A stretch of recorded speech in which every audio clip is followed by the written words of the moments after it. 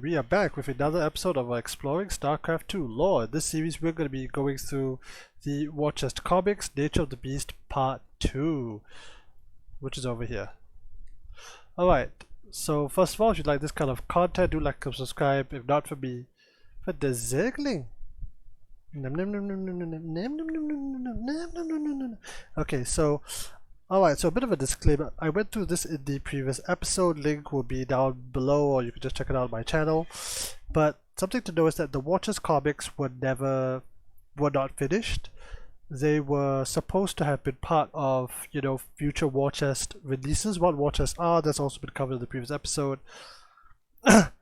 However, the StarCraft 2 team, or rather Activision Blizzard, abruptly announced that they would no longer be doing any sort of new content, and that presumably included finishing Nature of the Beast. So if it ends on a cliffhanger, I'm sorry, that's out of my hands. Again, more details are in previous videos. With that said, I'm not going to waffle on too much. Final point before I get into the actual comics, that I actually plan to do a discussion on the entire War Chest comic series with Subsorian. Do follow him on Twitter. And Counterfeit DLC. Do follow him on Reddit. To discuss the lore good and proper. Let's see, Nature of the Beast. Here we go. Alright, so on to the story. So what do we see? We see a city with 2 moons. We see Rhaegal, Nova's right-hand man, Nova herself, and Donnie Vermillion. This is actually quite interesting, because I think here's the thing. This is happening after StarCraft 2 and after even Covert Ops. You can actually tell what gear she's using. I think she's using the phase reactor suit. You can tell by this round circle here. You can tell that she's using. She didn't bring her C-20 sniper rifle. She brought her Hellfire shotgun. The shotgun. She's not wearing any sort of helmet, so she didn't bring the Rainfinder Oculus. She either brought the Indoctrination Visor or the Ghost Visor. Again, this is all for Nova Covert Ops. They all have different abilities. This one is a detector. This one allows for mind control. This gun is a shotgun versus a sniper rifle versus a blade versus the plasma rifle. I don't think it's the plasma rifle. It could be the plasma rifle, but it's pretty unlikely. I would wager the shotgun. In the previous issue, link on, which will also be on the channel, it was a shotgun. And we can see that this city is covered in Zerg ooze. I assume this is creep. It was mentioned in the previous issue that there was Zerg infestation.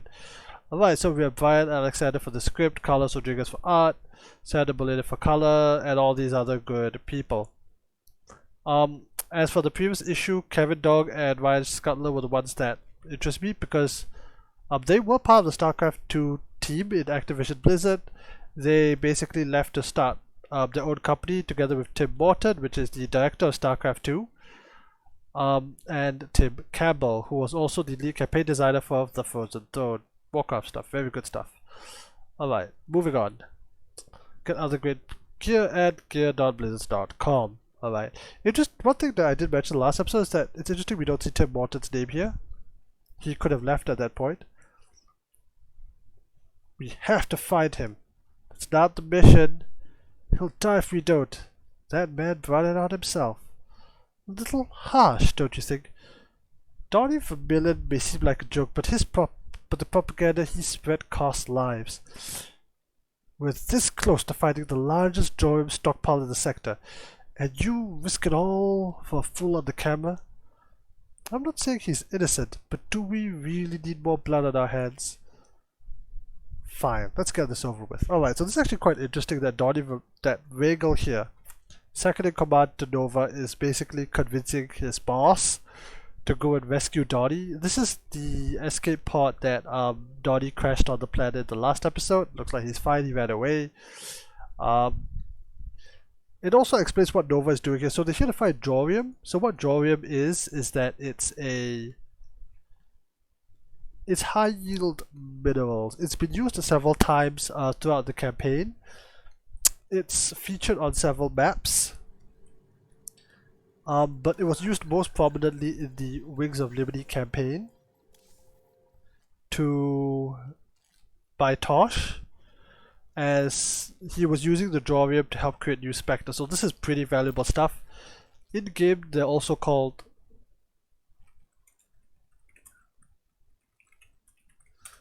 so in my own head canon, there is actually high yield minerals. Okay, so you have the blue minerals everybody's familiar with, but you also have this like yellow stuff, which basically allows you to mine more. It's pretty valuable. Maps that have gold bases in like ladder, oh man, that's a big deal. There's also a high or rich Vespine geyser, which I like to equate for Terrazine, but not exactly. This stuff will probably be expanded upon in the podcast. Alright, so they're gonna look for Donnie Vermillion. By the way, the point about the propaganda costing lives is actually true. In the last episode, again, you gotta read the previous comic, a guy basically admitted that by listening to Donnie Vermillion, he committed murder. And this is something that is very true. By listening to personalities, you can become polarized. You can be driven to not just acts of violence, but also, you know, acts of ignorance, you know, the anti-vaxxer movement and other things. You know, it's dangerous stuff, a man's ideas. No one knows about it, for sure. But let's see where this goes. Okay, Donnie, you could do this. 5, 4, 3, 2. This is Donnie Vermillion broadcasting live from the surface of Tartarus. Well, not exactly. Something seems to be jamming my signal. I'll record this for posterity. Never had an infestation this bad. I can't imagine anyone could have stopped right there. Don't shoot. It's okay. It's Donnie Vermillion. Who? Right. Always nice to meet a fan. Alright, so let's break this down. This is very interesting because this particular marine has been, like, this artwork is all over the place. I might actually have a screenshot I took for a Covert Ops video. Let me see if I can pull that up. Basically, it seems that a lot of places do have... Okay, let me pull that up.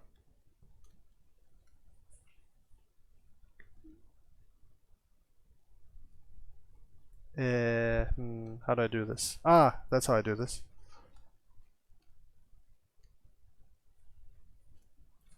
There, so in the Nova Covert Ops, you know, you did have a mission that you can see that this art is clearly inspired by. In fact, okay, this should not be the case because this planet was Angry Prime, not Tartarus, but you can see they clearly took inspiration. You have the soldiers standing here with the flag, you have the infestation, you have the buildings in the background look identical. The only difference is that you don't have this dock that Donnie's standing on. You do have other overturned vehicles. Of course, you got my Zergling. Very happy with the way things are. Oh hey, Counterfeit Penny, thanks for coming. Oh, you subscribed Prime. Thanks a lot, man. Means a lot. You came right at the right moment. We're just going through the middle of the belly of the beast. Thank you so much. Here, this is Zergling. This will be on YouTube in future, so thanks a lot. Thanks a lot, man. Looking forward to doing future projects with you. By the way, I gave your Reddit a plug. The link will be down in the description of the video as well. Alright, so it seems that poor Donnie is being stopped. Oh, look at this. Oh, that's nasty. That's nasty. Somebody did make it. Maybe it was eaten by a Zergling. Okay, but anyway, again, I just like this artwork because the soldier here is so much like the one from Nova Covert Ops. It's a nice little callback. Alright, let's move on. We got off on the wrong foot. You are? Dr. Evelyn. Yo, this is my son, Jun Ho. Now, I'm not usually in the business of threatening strangers, but as you can imagine, it's been quite a month. Take us to your ship, now. I don't have one. It blew up, I'm afraid. You're lying. How dare you? I would never lie. I said don't move. I understand you're upset, but there's no need for drastic measures. Oh, you don't know the half of it. Sweet call, is that what I think it is? Push, oof. Okay, you know what's good? Let's keep reading. This I'm huff huff huff. Oh no.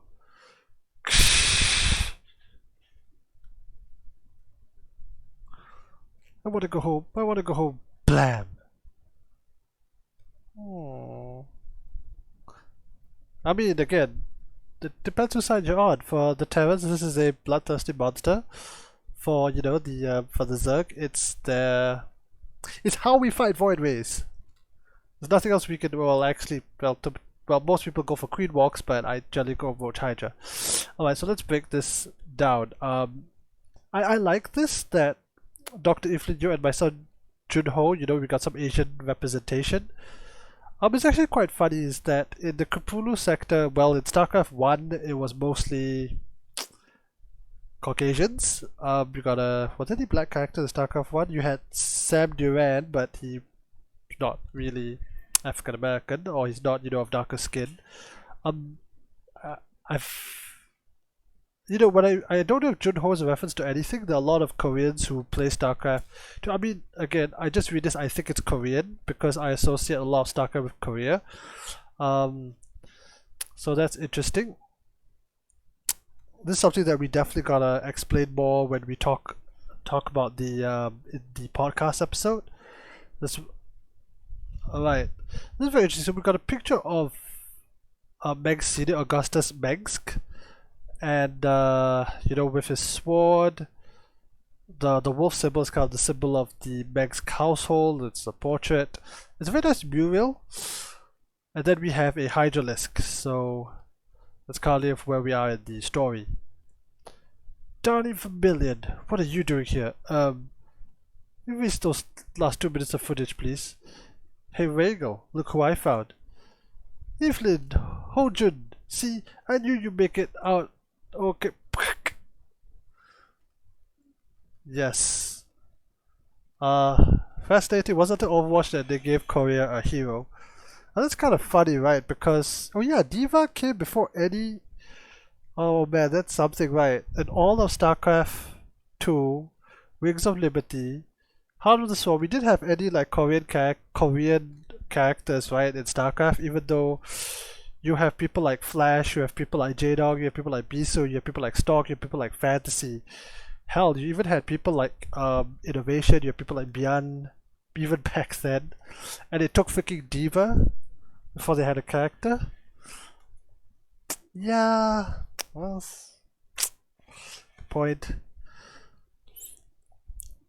Not to sound ungrateful, but I need to get my son as far away from here as possible. Of course, well, possibly first, tell us what happened here. Sigh, the Zerg swept over everything. We didn't stand a chance. No one came to rescue us. As far as I know, we're the only ones left. So we hid. When food ran out, we were forced to venture out from the Jorium refinery. No more Zerg. Jorium refinery? Yeah, that's where I worked us. Good, then you can take us there. Screw the refinery, didn't you hear me? I did. You want off this rock? Let's help each other out. Nova, a word? Okay, so not too much here. A bit of backstory. So it looks like the Zerg attacked. They won the ZVT, much like my games. Actually, no, I lost my ZVT earlier. No, I won my ZVT, and then I lost my ZVT because I was playing Terran, and then I played Zerg, and of course I lost the game I was playing Zerg. That's earlier on the stream that you can check. If you're watching on YouTube, yes, I stream some StarCraft 2, and I generally lose when I play Zerg. So okay, so we got 2 Zerglings and Ultralisk. These Marines are absolutely screwed. That's actually a good question. I wonder how many Marines you would need to take on an Ultralisk even without kindness plating. And okay, not too much here. She wants Jorium. She knows where it is. Let's see what Rhaegal has to say. First you're upset that I refused to help a civilian. Now you're angry I'm taking one along. Please, you're not helping her. You're using her. The intel this woman have might have saved thousands of lives. It's for the greater good. I understand collateral damage is inevitable, but at what point are we crossing a line? We could be doing so much more, taking down criminal syndicates, hunting raiders. Instead, here we are on a dead planet chasing phantoms. We do all those other things, Regal, once the Jorium is secure. And when will that be? This hunt has become an obsession. It's clouding your judgment. Valerian trusted you to do the right thing, and I intend to, in my own way. If that's a problem, no one's forcing you to stay. You turned me away just like that. After everything I've... Regal, never mind. We do it your way. You know, it's interesting because I'm actually reading Before the Storm by Christine Golden about Sylvanas and Anduin from the Warcraft universe. This justification is very Sylvanas. Very, very Sylvanas. And it doesn't help that the story I'm reading, they're also going after a mineral MacGuffin. Alright, so a little bit of backstory for those not in the know is that building on Nova's appearance under the shadows, she certainly wants her Jorium. Yes, she does. Like, the entire point of the Shadow Wars comics, which I read on the stream, spoiler alert, but you have been warned, spoiler alert, is that she only shows up to buy Jorium from these ex-Dominion soldiers who happen to have a stash with them, and that's really the core of her appearance. She's just a buyer. She helps out later to take out some individuals, but it's really about Jorium. And Regal is, you know, saying that this has come to an obsession. I like that, you know, I'll say this upfront, I don't like it for dramatic purposes where like the main characters just like argue in the middle of a battlefield for dramatic purposes. Like, this is something that should have been discussed on the Griffin. It probably was. And the morality of getting a civilian to help, I mean, I actually don't see the issue with it because the civil's gonna die anyway. What's the alternative? Abandon them? Like, just pick up and leave? I guess so. Yes. She's got some interest in elves and the other psionics. That's true. But the way that was presented in Shadow Wars was she primarily shows up as a buyer, then she discovers the psionics afterwards, if I remember it correctly. But again, it's this running theme of Jorium. I mean, high yield minerals aren't everything, although if you play Blackburn. Alright, moving on. We'll bunk down tonight and strike up for the Jorium refinery at dawn. Oh, I forgot to mention, this is a freaking vulture in the background. I just love it. Does that mean with your approval, Michael? Acceptable. What's wrong, Mommy? Nothing, sweetheart. Everything is fine. Silence is the price of freedom. Okay, to be continued. And that's that. Alright, so it looks like our heroes have joined forces. We have Donnie Vermillion, who's, you know, just standing by a car, resting his head wound. We have Evelyn Yo and her son. And we have Nova, who's really interested in this Jorium. We also have a split between Nova's faction. And, you know, here's the thing, like, I actually don't know too much about Regal's backstory. It wasn't explained too much in Covert Ops, which I did play through. Oh man, that last mission with the Xanador. And it seems that there's a bit of a divide. I wonder if we get to see the rest of Nova's forces because she had a lot of things. As for this last banner, I don't really know what it's referring to. Silence is the price of freedom. On a bench, I mean, I don't know how to interpret this, to be honest. Maybe it'll make sense in a future, well, in the next comic, because spoiler, there's only one more. And beyond that, yeah, that's kind of it. We have an Ultralisk chewing through the Marines. We have a Hydralisk getting gunned down by a ghost. And that's about it. Hero might be a stretch. Yeah, definitely not a hero. Someone is keeping a secret. Well, everyone likes to keep secrets, don't they? Oh, this is the first issue. Alright, anyway, so that's about it. One more thing before I go. Something I do in all my videos, which is we're gonna see what this actually looked like in game. It was more fun in this Sacred Land, you know, you had nice battles and everything. But let's just show you how absolutely screwed the Terrans were. Loading.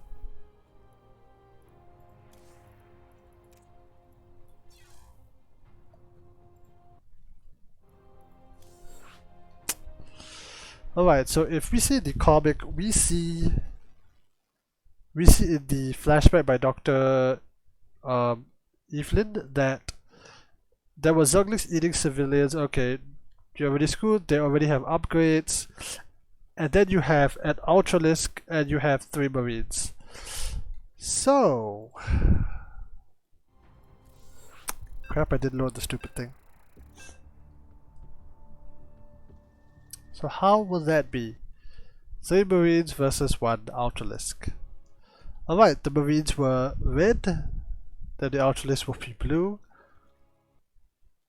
Ah, perfect. You're gonna need it. You have 3 Marines and an Ultralisk. This is how it would look like.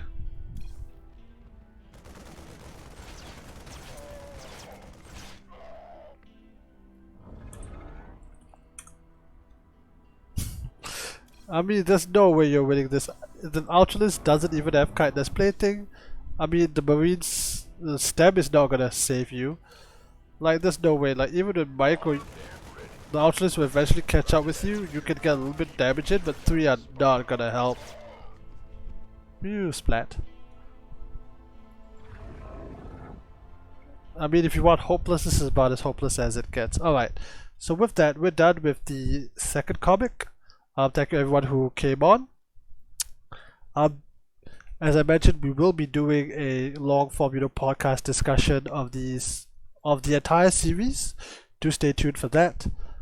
If not, do follow Subsorian and me for that matter on Twitter, as well as Counterfeit DLC on Reddit. Links will be down in the description. If not, hope you like this content. If not for me, for the Zergling. Come on, they lose at PVZ.